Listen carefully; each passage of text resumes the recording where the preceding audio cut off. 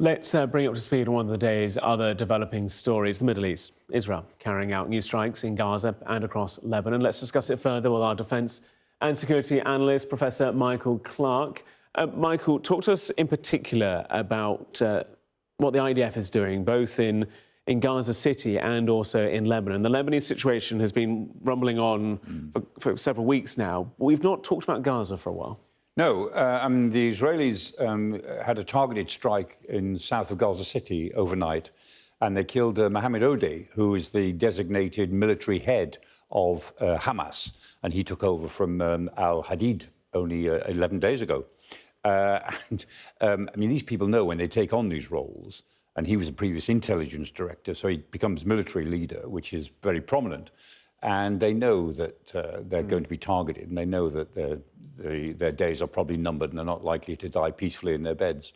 Nevertheless, they keep stepping into these roles in a sense, as a symbol to the Israelis that Hamas will not be extinguished.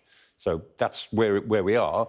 Meanwhile, Israel occupies about half of Gaza in the yellow line, which is meant to be only, of course, the interim line in the pullback towards a peace deal, which we all knew was going to become a fairly permanent line. And they've actually gone over that line. So they're now occupying more than 50% of Gaza, and that's not going to change anytime soon. So there's a grumbling war that continues in Gaza at a fairly low level while our attention is elsewhere. And then in Lebanon, the Israelis have got a real problem because they've established this security zone in Lebanon about 5 miles along the border with northern Israel, so 8, 10 kilometres. And that line itself isn't adequate to keep their troops safe because Hezbollah in Lebanon are using now fibre optic drones of the sort that we've seen in Ukraine for the last couple of years, which can't be jammed, certainly not very easily. And so the drones are really hurting IDF forces, and there's not much they can do about it. And so they're striking more deeply into Lebanon, and they're going north of their security line. They're hitting north of the Litani River as well. And Benjamin Netanyahu said there'll be an intensification of attacks. That's what he said on Sunday night. And they went from 70-plus attacks, I think it was on Sunday, to 100 Monday, to 120 yesterday, and more are promised. And in particular, they're hitting Tyre, the ancient port of Tyre, because they think a lot of aid is coming in from Tyre to Hezbollah, and Nabatea, which they also regard as a sort of stronghold of Hezbollah. So that war is ramping up all the time because the Israelis feel that they don't want a peace deal that stops them as it were, pursuing their own agenda, which is to try to defeat Hezbollah once and for all. Whether they will or not, I somewhat doubt, but they're certainly going after Hezbollah in a pretty big way. Talk to us about how this then factors into the situation with Trump and Iran, because, he is trying to find some kind of cessation of violence. What that quite looks like is unclear, and of the war to bring it to some form of conclusion. But to your point, Israel's aims and objectives are different. They have been established for longer than President Trump's had his eyes on Iran, I think it's fair to say.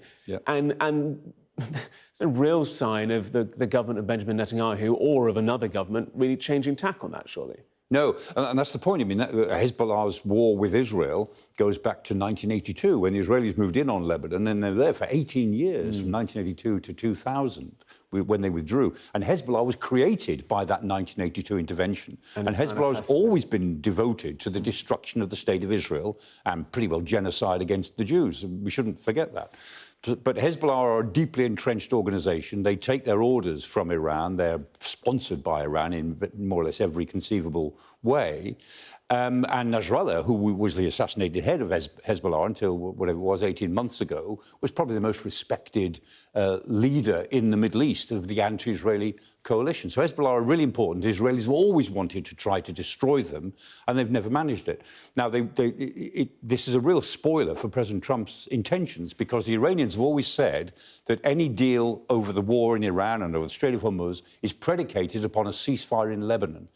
And a ceasefire in Lebanon is something that the Israelis don't want to be pushed into prematurely. So they don't want President Trump in a week's time to say, right, I'm making you stop, because for them, they need more time to finish off Hezbollah. And equally, the Iranians are using Hezbollah because it's a bargaining chip. So both Israel and Hezbollah, in a sense, and Iran, they want to keep fighting. They want to keep this confrontation going, which is a bad thing for the idea of a more general peace in the America-Iran war.